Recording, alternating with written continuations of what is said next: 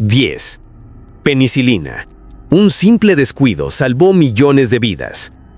Es un antibiótico natural, descubierto por accidente, que cambió para siempre la medicina moderna. Septiembre de 1928. Londres. El bacteriólogo Alexander Fleming regresa de unas vacaciones al St. Mary's Hospital. Encuentra su laboratorio en desorden. Una de las placas de Petri, donde cultivaba estafilococos, ha sido contaminada por un moho azul verdoso. Algo le llama la atención. Alrededor del hongo, las bacterias han desaparecido. En lugar de limpiarla, se detiene a observar. El hongo, del género Penicillium, parece liberar una sustancia capaz de inhibir el crecimiento bacteriano. Fleming experimenta con otras cepas, toma notas, intenta aislar el compuesto activo, pero sus habilidades químicas y sus recursos son limitados. Publica sus hallazgos en 1929. Nadie parece interesarse. Durante una década, el descubrimiento duerme en las páginas de una revista científica, hasta que en 1939, en la Universidad de Oxford, el patólogo australiano Howard Florey y el bioquímico Ernst Boris Chain encuentran el artículo. Lo que había sido un dato curioso se transforma en una prioridad médica. En medio del auge del nazismo y la guerra inminente, trabajan contrarreloj. Logran aislar y estabilizar el principio activo, penicilina.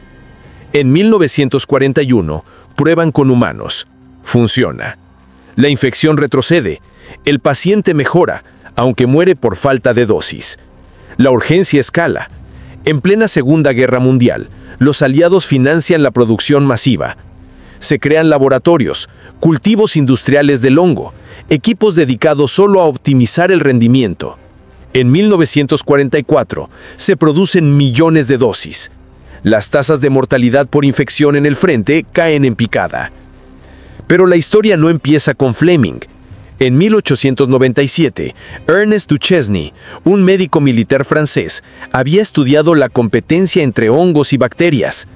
Su tesis fue ignorada por el Instituto Pasteur, y otros científicos del siglo XIX ya habían registrado efectos antibacterianos en ciertos mohos. La diferencia en 1928 fue que alguien vio un patrón y no lo descartó. Fleming se convirtió en símbolo del descubrimiento. Ganó el Nobel. Fue celebrado como un héroe. Pero sin el trabajo posterior de Florey, Chain y su equipo, la penicilina nunca habría salvado una sola vida.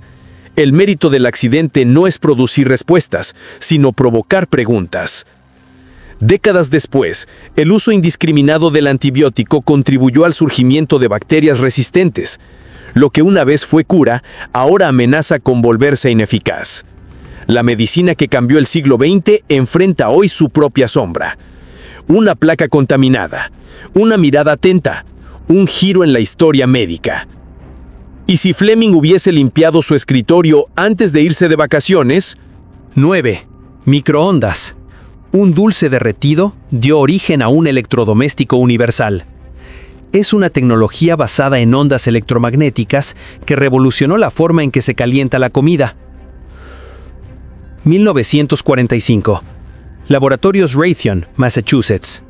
Percy Spencer, ingeniero autodidacta y experto en radares, trabaja con un magnetrón, un tubo que emite microondas para sistemas militares. Un día, al acercarse a uno de estos dispositivos en funcionamiento, nota que la barra de chocolate que tenía en el bolsillo se ha derretido. Spencer no ignora el incidente. Coloca granos de maíz frente al magnetrón. Estallan. Luego prueba con un huevo. Explota. El patrón es claro. Las microondas agitan las moléculas de agua en los alimentos, generando calor desde dentro. En semanas, Raytheon patenta la idea. El primer horno de microondas nace en 1947. Pesa más de 300 kilos, mide casi 2 metros y cuesta el equivalente a $50,000 actuales. Solo hoteles y barcos comerciales pueden permitírselo. No es un éxito inmediato. Con el tiempo, la tecnología se miniaturiza. A mediados de los años 60, aparece el primer modelo compacto y accesible para hogares. En los 70, su popularidad crece.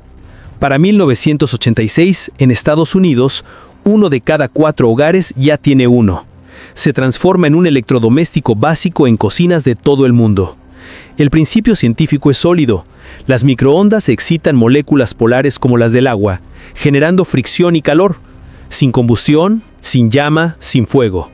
Un salto conceptual respecto a siglos de cocción directa.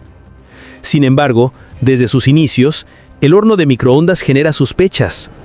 Algunos temen radiación peligrosa, otros critican su efecto en la nutrición de los alimentos. Estudios serios han desmontado la mayoría de estos mitos. El microondas no irradia los alimentos ni altera su estructura más allá de lo térmico, pero el recelo persiste en ciertos sectores. Lo irónico es que el magnetrón era una tecnología bélica. Diseñado para detectar enemigos en la guerra, terminó calentando sopa en tiempos de paz. Un aparato nacido para vigilar el cielo acabó acompañando desayunos. ¿Y si Percy Spencer no hubiera tenido hambre ese día? 8. Teflón. Un gas que falló, se volvió material antiadherente. Es un polímero sintético extremadamente resistente al calor y a la corrosión, descubierto por error mientras se buscaba refrigerantes. 1938. Nueva Jersey. Roy Plunkett, químico de la empresa DuPont, trabaja con gases fluorados para desarrollar nuevos refrigerantes. Almacena tetrafluoroetileno en cilindros presurizados, listos para ser liberados. Pero algo raro ocurre. Uno de los cilindros no emite gas. Parece vacío, pero pesa lo mismo. Intrigado, Plunkett lo abre. En lugar de gas, encuentra un polvo blanco ceroso adherido a las paredes del recipiente. Lo analiza. No es tóxico. Es térmicamente estable y prácticamente inerte a casi cualquier sustancia. Sin saberlo, ha creado politetrafluoroetileno, PTFE. Durante años, el hallazgo no tiene aplicación comercial clara. Es costoso de fabricar y difícil de moldear. Sin embargo, su resistencia química llama la atención de los ingenieros militares. En los años 40, el gobierno estadounidense lo usa para recubrir componentes del Proyecto Manhattan. Soportaba condiciones extremas sin reaccionar con materiales altamente corrosivos. Décadas después, llega a las cocinas. En 1954, el ingeniero francés Marc Gregoire, usando una técnica sugerida por su esposa, logra adherir el material a sartenes de aluminio. Así nace la primera sartén antiadherente, Tefal. La marca combina teflón y aluminio. El teflón se vuelve sinónimo de cocina práctica. Hoy está presente en utensilios, implantes médicos, trajes espaciales, cables, prótesis y maquinaria industrial. Todo por una molécula que no reaccionó como debía. El descubrimiento ha generado debates. Aunque el PTFE es químicamente estable, algunos de sus procesos industriales involucran sustancias polémicas como el ácido perfluoroctanoico, PFOA, vinculado a problemas de salud. Desde 2013, su uso ha sido regulado o prohibido en muchos países. El teflón en sí no es tóxico a temperaturas normales, pero su historia incluye capítulos oscuros. ¿Y si aquel cilindro hubiera liberado gas como cualquier otro? 7. Velcro. Inspirado por una caminata y unos abrojos pegados a un perro. Es un sistema de cierre reutilizable, compuesto por dos cintas que se adhieren por presión, una con ganchos, otra con lazos. 1941. Alpes suizos. George de Mestral, ingeniero eléctrico, regresa de una caminata por el campo con su perro. Ambos están cubiertos de abrojos. Mientras los quita, algo lo detiene. ¿Cómo se adhieren con tanta firmeza? Lleva uno al laboratorio. Bajo el microscopio ve la clave. Pequeños ganchos que se enganchan a cualquier fibra. La idea lo obsesiona. Durante años intenta replicar esa estructura natural en materiales sintéticos. El nylon acaba de ser inventado. Es barato, pero inestable. Los primeros prototipos fallan. Los ganchos se rompen, los lazos se sueltan. Le toma más de una década desarrollar una versión funcional. En 1955, patenta su invento bajo el nombre Velcro, combinación de velour, terciopelo, y crochet, gancho. La industria, sin embargo, se muestra escéptica. Consideran el cierre poco estético, demasiado ruidoso y sin aplicaciones claras. Pero en 1960 algo cambia. La NASA adopta el sistema para sujetar objetos en gravedad cero. Luego vienen los trajes espaciales, los cascos, las herramientas de cabina. La tecnología da el salto. El ejército se interesa por su uso en uniformes, la medicina lo emplea en ortopedia y equipos de emergencia, los fabricantes de calzado lo incorporan en zapatillas deportivas y sandalias infantiles. En los años 70, el velcro ya está en mochilas escolares, asientos de avión, prótesis médicas y ropa especializada. Su éxito radica en la simplicidad. A diferencia de una cremallera o un botón, el velcro no requiere precisión. Es rápido, ajustable, silencioso y reutilizable. Su estructura está inspirada directamente en un mecanismo vegetal, pero su fabricación es completamente industrial. Aún así tuvo críticos. Ingenieros señalaron su escasa resistencia a ciclos prolongados. Otros afirmaban que su aspecto lo relegaba a productos técnicos, pero su capacidad de adaptación silenciosa lo mantuvo vigente. Con mejoras en materiales, hoy existen versiones resistentes al calor, al agua y a entornos quirúrgicos. Más allá del diseño, la historia de velcro es un ejemplo de biomimesis aplicada. Mirar a la naturaleza no como inspiración poética, sino como fuente funcional. Un sistema de semillas se convirtió en una solución industrial con miles de aplicaciones. Todo empezó con una caminata y con alguien que decidió observar lo que la mayoría solo quería quitar. ¿Y si Mestral hubiera tenido prisa ese día? 6. Sacarina. Un científico que no se lavó las manos cambió la industria alimentaria. Es un edulcorante artificial, cientos de veces más dulce que el azúcar, descubierto por accidente en un laboratorio de química. 1879.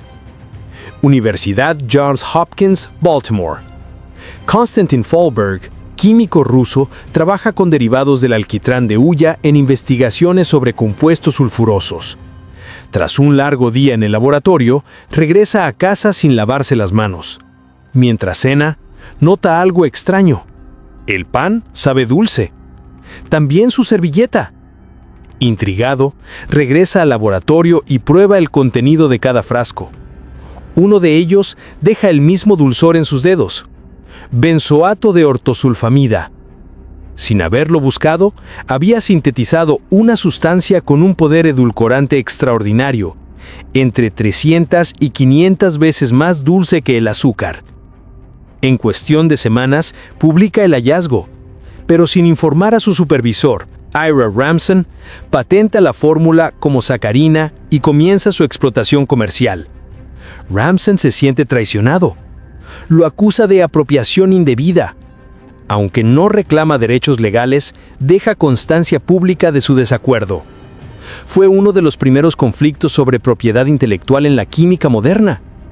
Durante décadas, su uso fue limitado a hospitales y personas con diabetes. Pero todo cambió en tiempos de guerra. En la Primera y Segunda Guerra Mundial, con el racionamiento de azúcar, la sacarina fue declarada sustituto estratégico. Países como Alemania y Estados Unidos impulsaron su fabricación.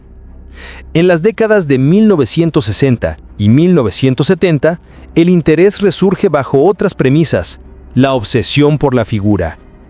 Bebidas light, productos dietéticos, dulces sin azúcar, todos incorporan sacarina. Marcas como Sweet and Low la convierten en ícono de la cultura calórica moderna. El dulzor, sin culpa, se vuelve negocio. Pero el éxito no fue sin controversia. En 1977, estudios en ratas asociaron el consumo prolongado de sacarina con cáncer de vejiga. La FDA propuso su prohibición. Bajo presión pública, se optó por permitir su venta con una advertencia obligatoria en la etiqueta. Fue un debate global. ¿Quién decide qué es seguro? Años después, estudios más amplios desacreditaron los primeros resultados. Se concluyó que los efectos observados en roedores no se replicaban en humanos. En el año 2000, Estados Unidos retiró las etiquetas de advertencia, pero la sombra del miedo permaneció. Hoy, la sacarina sigue en uso, aunque con menor protagonismo. Ha sido desplazada por otros edulcorantes como el aspartame, la sucralosa o la stevia. Sin embargo, sigue presente en medicamentos, chicles, enjuagues bucales y algunos alimentos procesados. Su descubrimiento marcó el inicio de una nueva era, la del sabor manipulado, de lo artificial que simula lo natural. Un accidente, un laboratorio, una cena y una historia con sabor artificial. ¿Y si Fahlberg se hubiera lavado las manos? 5. Superglue. Un adhesivo inútil por ser demasiado fuerte. Terminó siendo indispensable. Es un adhesivo instantáneo basado en cianoacrilato, descubierto por accidente durante una investigación militar. 1942. Kodak Research Laboratories. El Dr. Harry Cover trabaja en el desarrollo de miras plásticas para armas de fuego. Busca un material transparente y resistente. Uno de los compuestos que prueba, el cianoacrilato, resulta problemático. Se adhiere con demasiada rapidez a cualquier superficie. Incontrolable, lo descarta. Pasan 6 años. Cover, ahora en otro proyecto sobre plásticos resistentes al calor, vuelve a encontrarse con el mismo compuesto. Esta vez lo observa con otros ojos. Descubre que el cianoacrilato no necesita calor ni presión. Se activa con la humedad del ambiente. En segundos, une vidrio, metal, piel. La adhesión es tan fuerte como inmediata. Kodak patenta el producto en 1958 bajo el nombre Eastman 910. Poco después se comercializa como Superglue. El público lo adopta de inmediato. Fácil, limpio y veloz. Repara cerámica, madera, juguetes, prótesis dentales. En años, es un básico en hogares, talleres y botequines. El ejército estadounidense también lo utiliza. Durante la guerra de Vietnam, médicos de campaña aplican Superglue sobre heridas abiertas para contener hemorragias antes de llegar al hospital. No es una sutura, pero salva vidas. Incluso en situaciones improvisadas, detiene el sangrado en segundos, ganando minutos cruciales. Su química es simple y potente. El cianoacrilato forma cadenas de polímeros al contacto con iones presentes en el agua. Eso lo hace eficaz y peligroso si se usa mal. Puede unir dedos, párpados o incluso lentes de contacto. Hay cientos de accidentes documentados. El etiquetado moderno incluye advertencias explícitas. Con los años surgen mejoras, fórmulas médicas, versiones resistentes a altas temperaturas, adhesivos para industria aeroespacial, reparación de circuitos electrónicos y cirugía ósea. La base sigue siendo la misma, una molécula ignorada por ser demasiado buena. No faltaron detractores. Algunos consideraron el pegamento poco profesional, útil solo para emergencias o reparaciones caseras, pero su capacidad de unir materiales dispares lo volvió imprescindible. En medicina, fue el primer paso hacia los adhesivos biocompatibles modernos. El descubrimiento nació de un fracaso, un material que no servía para lo que buscaban, pero que resolvía otra necesidad completamente distinta. El error no fue un obstáculo, fue una puerta lateral. ¿Y si Cover hubiera tirado esa fórmula 2 veces? 4. Rayos X. Una luz misteriosa reveló el interior del cuerpo humano. Son ondas electromagnéticas invisibles capaces de atravesar ciertos materiales, utilizadas en medicina para obtener imágenes del interior del cuerpo. 1895. Universidad de Würzburg, Alemania. Wilhelm Conrad Röntgen experimenta con tubos de rayos catódicos recubiertos por cartón negro. Busca estudiar la conducta de la electricidad en gases. Pero una noche, algo lo desconcierta. Una pantalla con cristales fluorescentes se ilumina al otro lado de la sala pese a estar fuera del campo visible. Ninguna luz debía escapar, y sin embargo, algo lo atravesó todo. Intrigado, Röntgen repite el experimento. Cubre la pantalla con papel, madera, incluso libros. El resplandor persiste. Comienza a interponer objetos entre el tubo y la pantalla. Algunos dejan pasar los rayos, otros los bloquean.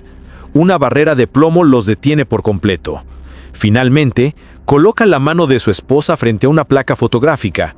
Al revelarla, aparece la imagen de sus huesos y un anillo perfectamente delineado. Röntgen llama a ese fenómeno rayos X, por su origen desconocido. Publica sus resultados en diciembre de 1895. En semanas, científicos y médicos de toda Europa reproducen el experimento. Por primera vez, se puede ver dentro del cuerpo sin abrirlo. La medicina entra en una nueva era. En menos de un año, los hospitales comienzan a usar rayos X para detectar fracturas, proyectiles alojados, piedras renales. Cirujanos reducen errores, diagnósticos mejoran, lo invisible se vuelve visible. Pero el entusiasmo inicial ignora un problema mayor. Nadie comprende aún los efectos de esta radiación sobre el cuerpo. Durante años, los rayos X se aplican sin protección. Técnicos manipulan placas con las manos, juguetes infantiles los incorporan. En zapaterías, se vuelven un atractivo para mostrar cómo calzan los zapatos. Solo con el tiempo y miles de casos de quemaduras, infertilidad y cáncer, se entiende que los rayos X son radiación ionizante. En 1901, Röntgen recibe el primer premio Nobel de Física. Rechaza patentes y dona el dinero. Cree que el conocimiento debe compartirse, no explotarse. Su gesto contrasta con la rápida comercialización del invento que ya había sido adaptado para usos industriales y militares. Hoy, los rayos X siguen siendo fundamentales en medicina. También se usan en aeropuertos, fábricas, satélites, observatorios espaciales. Su capacidad de revelar lo oculto ha servido tanto al diagnóstico clínico como a la investigación astronómica. Algunos afirman que otros científicos, como Nikola Tesla o Johann Hittorf, habían visto efectos similares antes, pero ninguno reconoció su potencial. Lo que distingue a Röntgen no es el accidente, sino su mirada. No descubrió los rayos X, los vio y decidió entenderlos. ¿Y si esa noche simplemente hubiera cerrado el laboratorio y se hubiera ido a dormir? 3. Marcapasos. Un error eléctrico que acabó latiendo dentro de corazones humanos. Es un dispositivo electrónico que regula el ritmo del corazón mediante impulsos eléctricos, salvando millones de vidas desde su invención. 1956. Buffalo, Nueva York. El ingeniero Wilson Greatbatch trabaja en un circuito diseñado para registrar señales del corazón. Mientras monta el prototipo, toma una resistencia equivocada.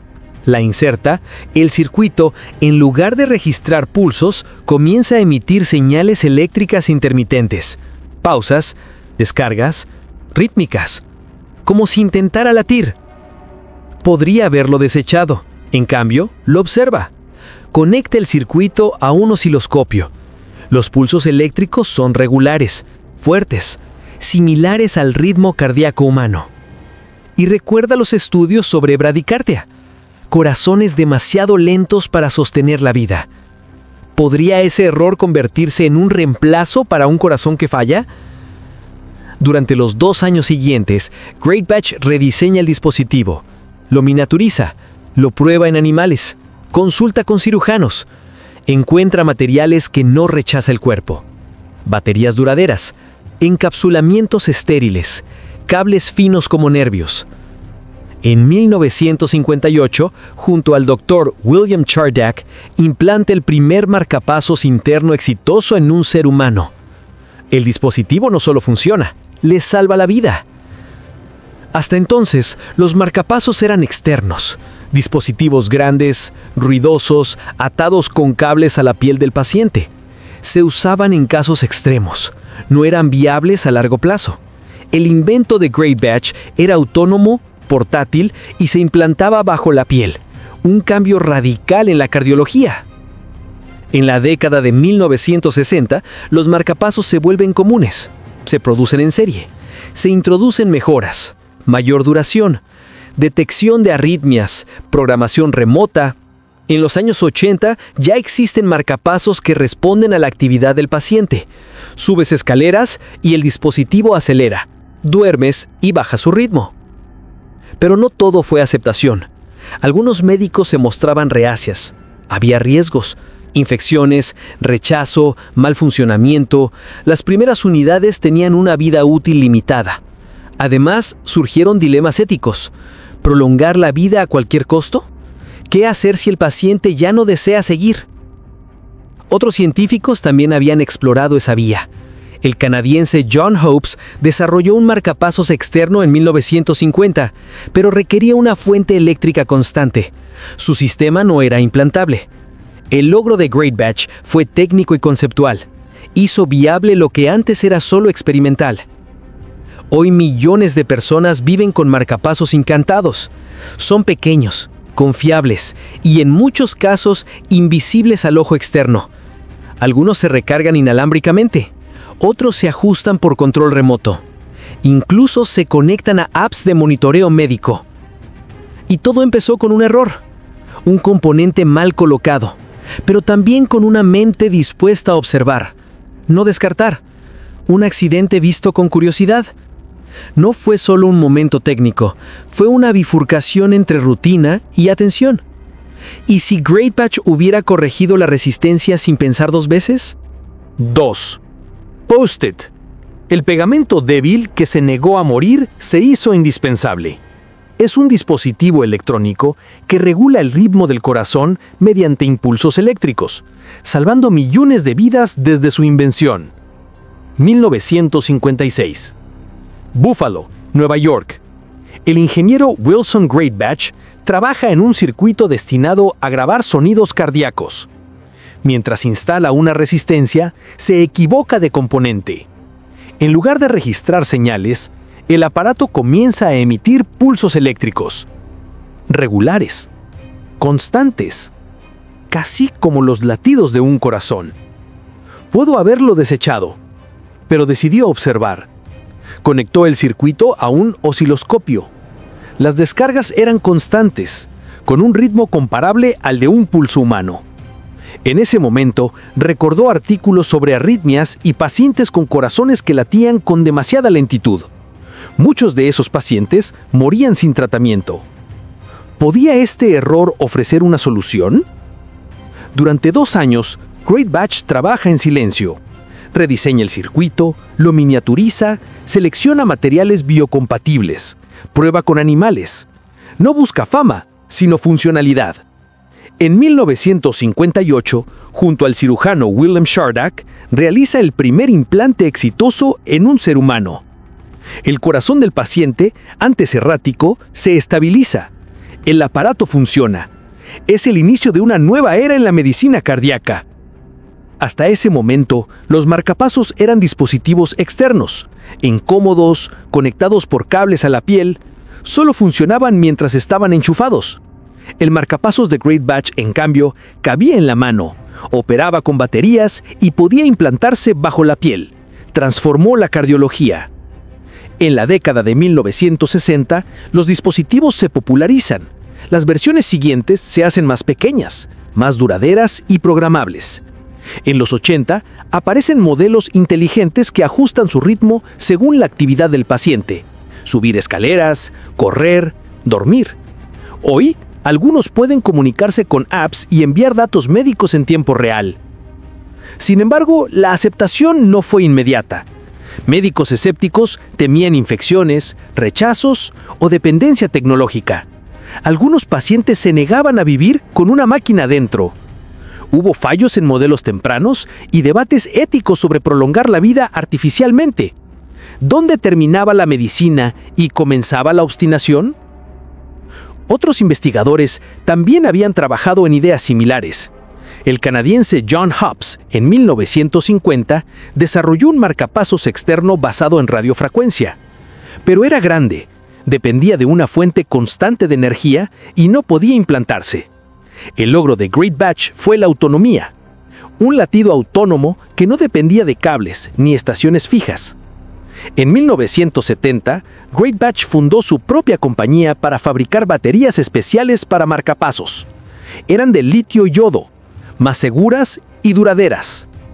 Gracias a ello, los dispositivos comenzaron a durar años sin reemplazo, reduciendo riesgos y costos.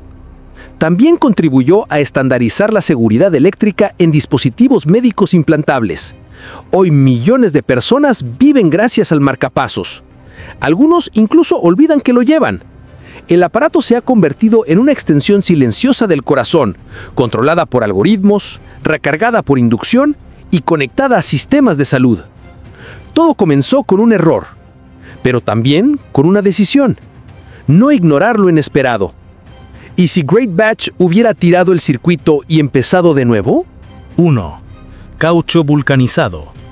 El fuego que destruyó una muestra creó un imperio industrial. Es un proceso químico que transforma el caucho natural en un material resistente, elástico y duradero, base de miles de productos industriales modernos. 1839. Woburn, Massachusetts. Charles Goodyear, un inventor autodidacta obsesionado con mejorar el caucho, trabaja en un pequeño laboratorio improvisado.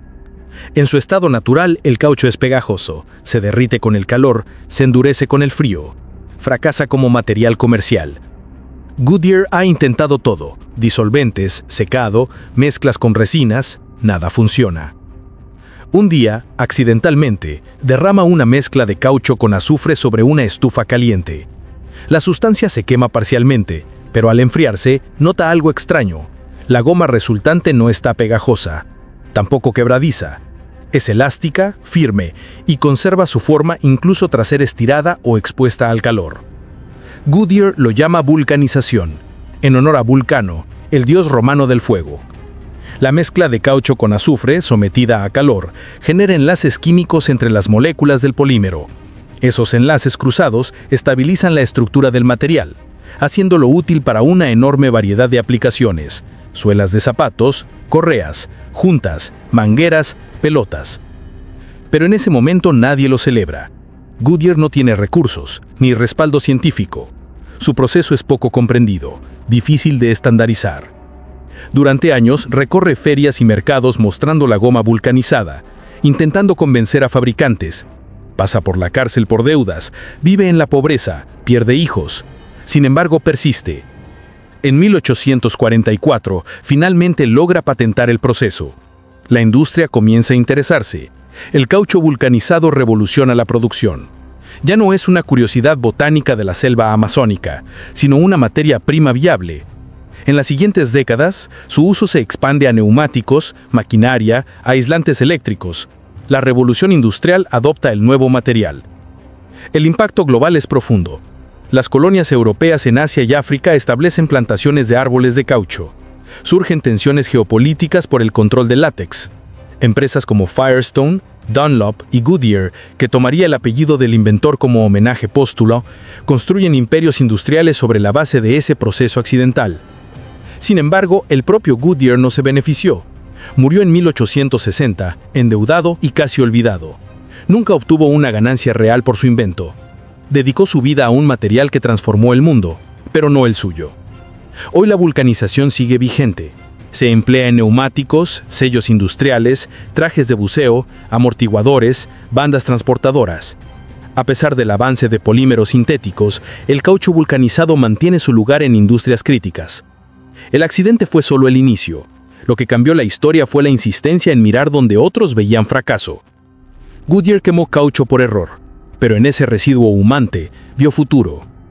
Una estufa encendida, una mezcla olvidada, un instante que se volvió industria. ¿Y si Goodyear hubiera limpiado la estufa sin mirar? ¿Qué otras cosas hemos desechado sin saber que ya habían cambiado la historia?